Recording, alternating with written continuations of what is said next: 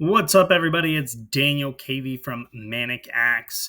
Manic Actz on all our socials and whatnot. I'm coming to you now with a short YouTube series that we're going to be teaching people the ways that we have flipped low end wrestling cards. Over time, wrestling has gained a lot of traction. And there's not a lot of people that sit out here and talk about it. You're going to have the higher end stuff, and you're going to have things like, shout out Card Foundation podcast. I listen to that on a weekly basis. And you're going to have things like your whatnot channels that are very popular with some of the things. But I really want to talk about some of the low end stuff and really focus on that and show you guys kind of what I do and some good flips, because you can, as a side hustle, do it. You can put it into your regimen and things like that. And I really wanted to just kind of speak on it. Shout out Dip Cards. I really, I've been trying to get on there a little bit more and run a couple more live streams. But the biggest thing is to just continue to look at what's going to be popular. So we're going to go through some things today as an introductory episode, kind of getting into some of the nitty gritty about what you're looking for and how to source and things like that. So once again, my name is Daniel Cavey. I have a small whatnot channel, Manic Actz. It's the same on eBay. It's the same on Dip Cards. It's the same on Discord, ComC, all the marketplaces out there, which brings me to my next topic. So sourcing and selling. You can get things from all the things that I said, all your regular marketplaces. Discord and Facebook seem to be very heavy in that nature, because your collecting and selling wrestling cards is going to be more of a niche right now and not going to be the norm for a lot of people. Wrestling cards, as well as they're growing, still has a long way to go before it becomes something that is in every household. And I think things like Fanatics Fest has really opened the eyes into collectors getting into wrestling cards. And although Topps, I think, has let us down for this year with product drops, I think that in the future we should see more consistency from Topps to make it a little bit more relevant for people during these events. To not have a product drop towards the time of Fanatics Fest was a little disappointing, just because wrestling's so big. You have that entrance thing there that I saw everybody using. That to me just was a kind of a letdown, but let's kind of get into it. All right. So regarding low end flips, you can utilize card shops and card show value bins. Some people kind of don't know what they have and kind of just let go of the things that aren't very popular. So we're going to talk about some good steals that you can find at these shows and these card bins that you may not see everywhere. Once again, wrestling, there was a limited amount of product that was out there for wrestling. It's not like a new product's releasing every week. At the end of the Panini run, we did get a few products in a row, but the last three were probably more high end than anything. So you want to use your preferred payment for your vendor or your shop, right?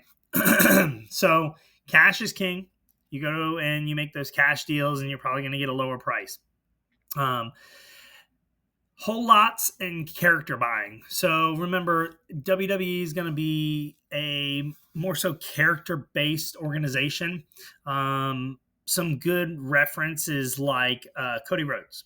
Cody Rhodes was Stardust before. While I could sell a few Stardust cards to some Cody Rhodes avid collectors, not the most popular thing, right? We are still seeing it trend in the right direction from when he had cards, but it's not the greatest. Dashing Cody Rhodes. So we see that in the variation and things like that.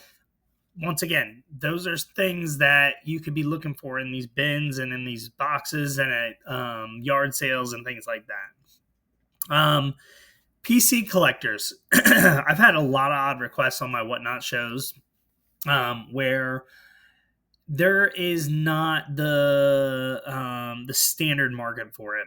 there is a little bit of internet sales, but when you find somebody who's actually collecting somebody in particular, um, you can really hone in on selling them product. So, some examples include Dolph Ziggler. Dolph Ziggler's prices are at all time lows. So, with you having PC collectors of Dolph, you may end up having um, a perfect opportunity to get these things at lower cost. Shotzi's another one. Gigi Dolan's another one. Lita is another one. There's plenty more, but if you can connect to the buyer with the moments from the past, matches, tag teams, promos, you can sell nearly anybody in WWE. Everybody had a moment for the most part, or everybody is on the rise. All right. So let's note some recently released superstars. We'll scratch that. Let's note that recently released superstars may see a dip for a little bit, but usually come back because they'll go into another program like AEW. AEW is where we see a lot of WWE past stars land, and some other smaller wrestling programs where they may not get cards. So now their cards have become extremely limited, right? And it's not as if they've left. They're not football players. They're not. Their character may not be the same, depending on if WWE owned it or not. But their character is still there. Their human body is still there, just in another company. Whereas an NFL player that goes to the Canadian Football League, totally different. You're probably not buying Johnny Manziel CFL cards on a regular basis and hoping for the best, right? Sasha Banks is one that comes to mind. Sasha Banks, Mercedes Moné. Actually, her card value is still pretty heavy in both Sasha and Mercedes with the new AEW sets. Sorry. But if you're streaming, you want to know what your customers are looking for and asking for, actively searching for it. You're going to have a set base because, once again, it's a smaller community. So if you're live selling, you can really get in tune with that human connection about them following you and stuff. Although more people have gotten into it and I've seen a lot more people on, you still have a smaller community to be able to communicate with. And it's pretty much the same no matter how many people are on. You're going to see some of those same names jump into the streams. Same people are going to be asked for.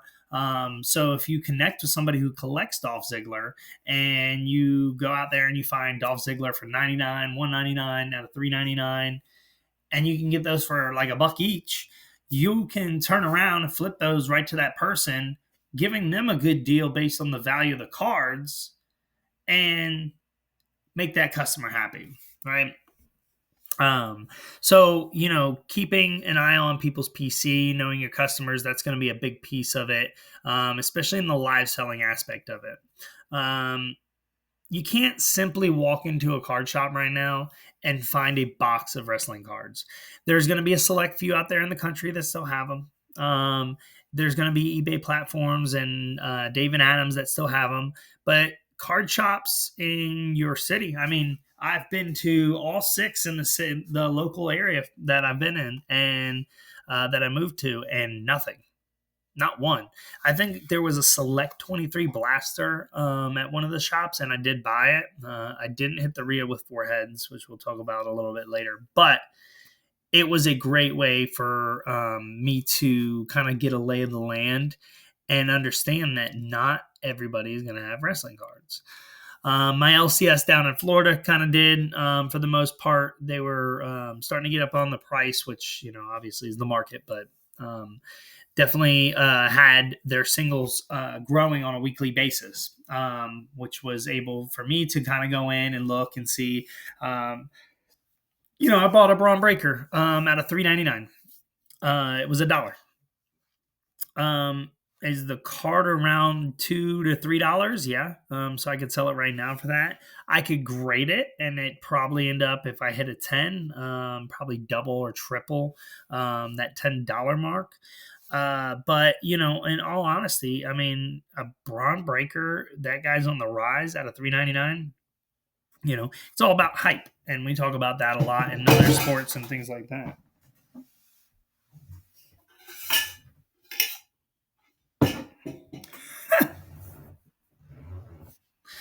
Wow, I didn't know what that was. All right.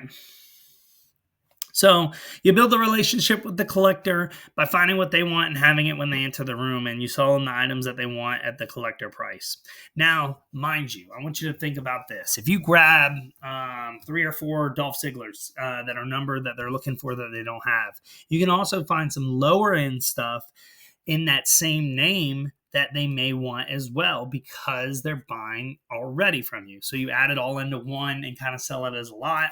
I've had some really good success with that on lower end items, on lower end people. So here we go for some recent eBay comps that I found. All right, so we're going to look at this Dominic Mysterio right here. It's blue out of 199. Definitely an item that I could have grabbed. I would have grabbed if I seen it like that. But something that's an easy flip right there. He's on the rise. He's got the Intercontinental Championship. And you would think that championships actually make that wrestler sell a little bit more. And they may have an immediate spike when they win it, but that's not a long-term feel unless they start becoming the guy. All right. TV time can affect it a little bit. And then hype behind the person. Tiffany Stratton, red out of 199 or 299 maybe. A Tiffany Stratton base elite. This is actually my sale. I actually already had this card, but you can easily find this card for pennies, cents out there in the flea markets and things like that.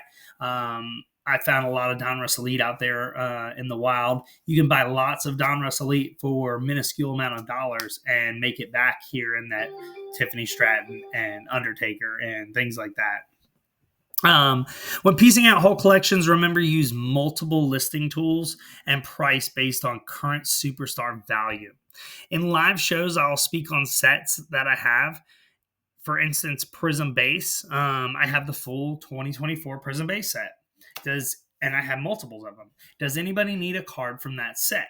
Now, I could list that set with the bulk listing tool on eBay and have that listing. So this is an example of one. All right, this person's listed these and they have them in a drop-down menu where you can pick the ones and everybody has a different price. Well, I don't personally do that. It could be something that I get into, but one of the big things, and that's kind of like a set it and forget it, but one of the biggest things with that is I know my customers are set building. I have a lot of customers that are set building, and they're looking for certain ones because, once again, there is not a lot of wrestling in there. So getting all the superstars, they are all active superstars when you're collecting a new set, right? So then I can kind of search it by the card number that they asked for. So they're missing 19 and 35.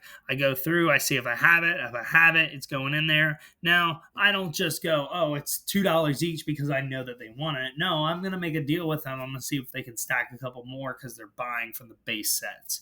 I do this for Prism 23, Prism 24, Chronicles, Chrome from this year, 21 Chrome, and a few others that I've gotten a pretty good healthy amount in over the time I've been collecting.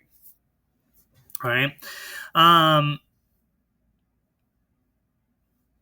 Another thing that this doesn't work in is other sports. So you have like 700 cards in Topps, right? You're going to have like 500 in football. So I don't see a lot of people. I mean, there are going to be a few collecting those full sets. They may collect all the quarterbacks. They may collect a full team, things like that. But, I'm not, even as a Ravens fan, I'm really not looking for an offensive lineman card.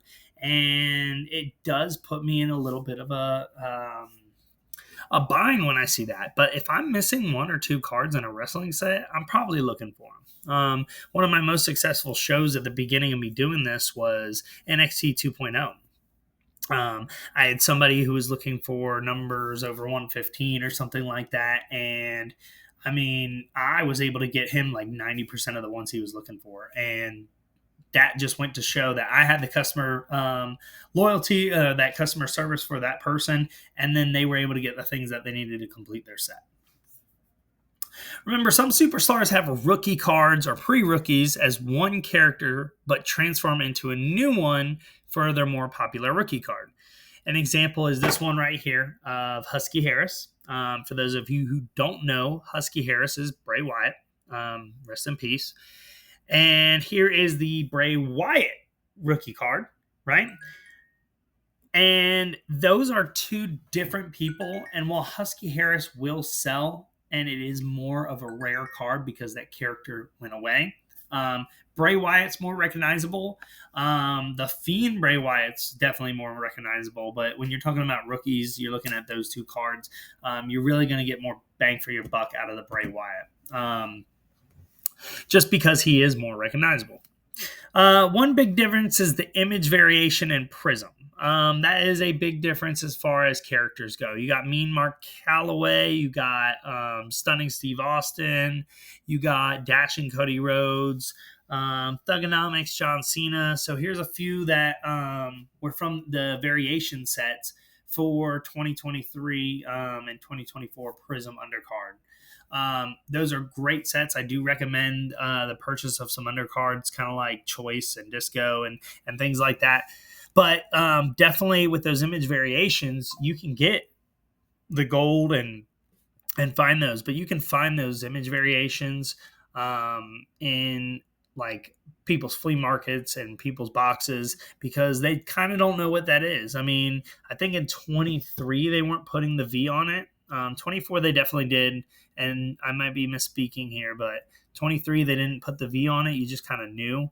I had actually had a Deacon Batista that didn't have the V on it, which was surprising, but it was a pretty cool card. And once again, I mean, you're talking about $1 buy for a $10 sale. I'll do that in a day. All right.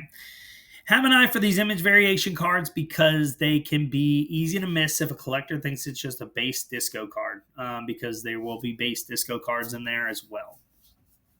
All right. Beware of eBay listing low for high-end looking cards.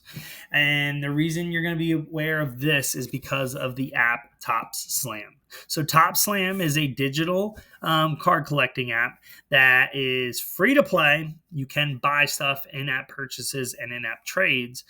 But what happens is people hit these rare cards and collectors are just looking for them.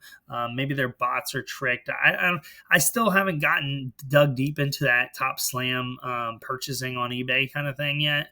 You're actually not supposed to sell digital products on there, but that's another day. But we will do a deep dive into that to get that piece recognized.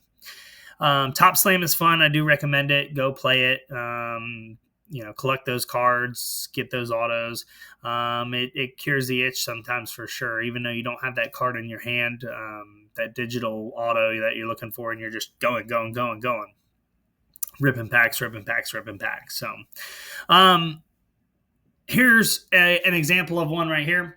Alexa Bliss on the Slam Auto, $3.99, $5.99, $2.99. But I have seen some major sales, and whether or not those are actually true and have gone through, I don't know. I just know that the comps read that it did. All right. While there's tons of low-end items, you can also grab the potential to buy higher end at lower cost and flipping. Unlike sports where CJ Stroud and Anthony Richardson cooled down, Mac Jones cooled down, superstar characters build a cosplay-like cult following, and there are still a ton of wrestling fans just discovering WWE. So, once again, I tune back to the Fanatics Fest when you could do your own entrance. Topps is there. The Undertaker's talking about it in his podcast. It's on TV. Cards are out there. Now, Topps did let us down by not having products out there for the hype to become more monumental. WWE Chrome is kind of cooling down, and even though there's some big cards that are still coming out of there, it isn't the most desirable right now because the price isn't there. The price isn't there for a regular person. You can't find it retail, but the chases are, and the big end, the high end stuff is still there. An example of An example is this AJ Styles PSA 10.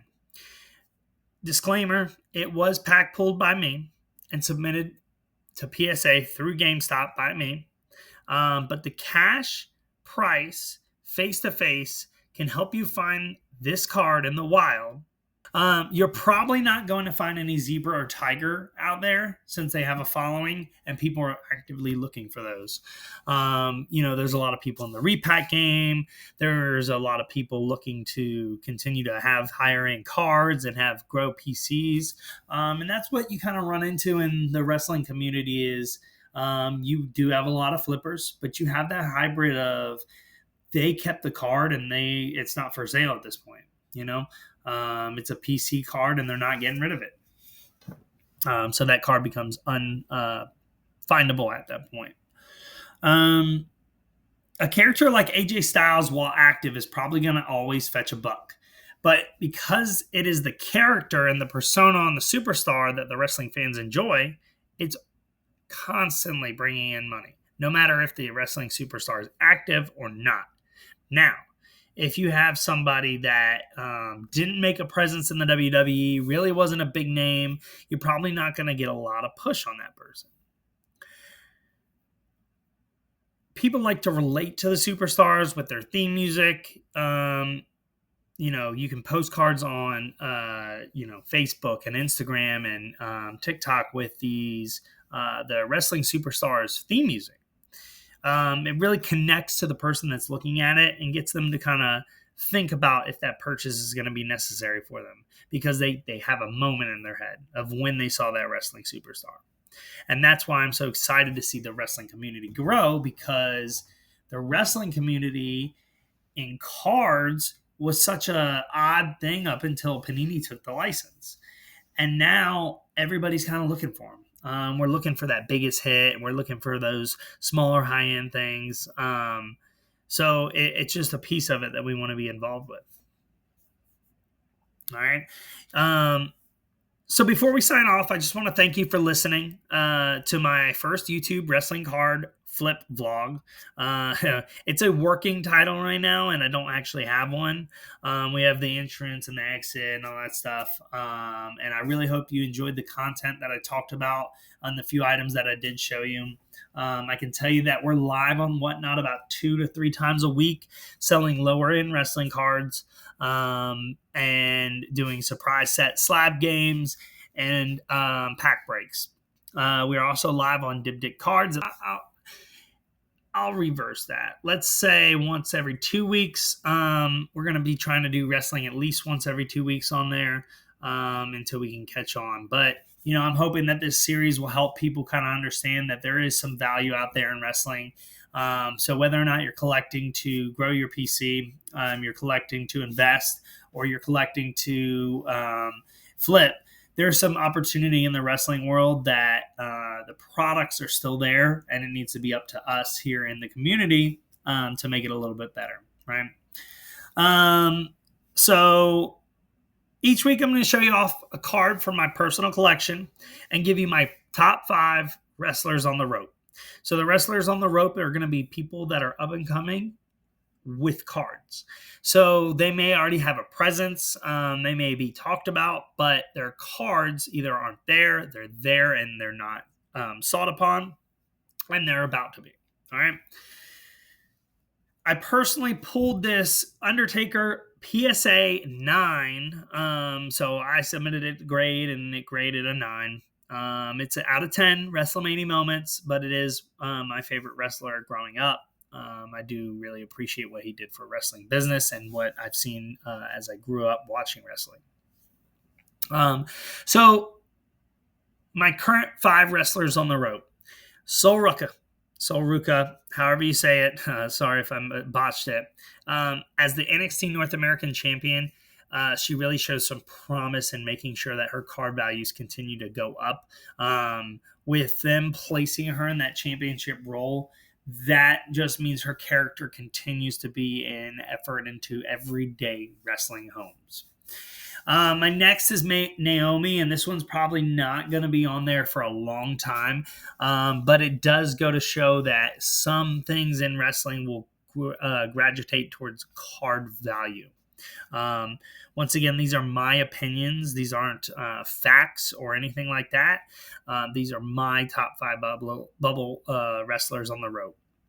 Money in the Bank, and then once she cashes her in, she has the potential to win. Card value will go up for a little bit and then back down, or lose, and then she's out of the spotlight. JC Jane. I am big on JC Jane right now as the NXT champion. If she can continue to show the promise we've seen, main roster is not too far away. So we've seen Roxanne, Julia, and Vakur come to the main roster. We see Grace tearing it up in NXT. We really can see JC Jane in the future kind of having a home on SmackDown. I can see a Chelsea Green, JC Jane kind of thing happening, whether it's a rivalry or otherwise. But, Tiffany, she's coming for you. Tiffany, she is coming for you. The next one, not my personal favorite, I can tell you that, but Logan Paul. So Logan Paul's first rookie card is coming out, tops now. I didn't buy it. I probably should have and chased that a little bit because, Logan Paul will probably buy that one-on-one from you. He will probably buy that one-on-one and wear it out to the ring because that's the type of person he is. Now, he will buy it for an extensive amount of money, and it could be one of the tops now cards ever sold because you're selling it to the person that has shown us money is just there, right? So we can see that in the future when that one-on-one gets surfaced, but definitely something to look into. You can probably find his base tops now in bargain boxes eventually and at your LCS, but not something I would consider rating. Just something that definitely is a piece of history right there. I assume that his first pack pool cards will be in WWE Universe, which is rumored to be anytime now. Expect him as a collector to put a bounty on his debut patch. So if his debut patch is in that universe, or if it's in Dynasty, or if it's in any of the other items that are coming out, we can expect that patch to be in there. And my fifth, to round it off, it's 2 people, Mr. Iguana and Penta Tops now cards for both search and bargain boxes and card shops as they come through. They're not going to seem like the biggest cards. They are coming out, but that hype is there. Penta is in Cactus Jack for high-end flipping and things like that. But Mr. Iguana, pay attention to checklists and see if they push him because they've noted he's a merch machine, right? When they note he's a merch machine, him going into products over somebody like Hank Walker and things like that may be the move that's going to get people to chase a little bit more. Honestly, to the people who collect Hank Walker, good for you. I'm glad that you do it, but never a chase for me. So, but Mr. Iguana could be a potential chase out there. Follow this hype, and remember, Penta has AEW cards utilizing the same name. I hope you all enjoyed episode 1, and we will see you guys next time on the Manic Actz Wrestling Card Flip Show. Working title, give me a minute, okay? But thanks for tuning in, and I really appreciate you guys. Have a good day, and we'll see you next time.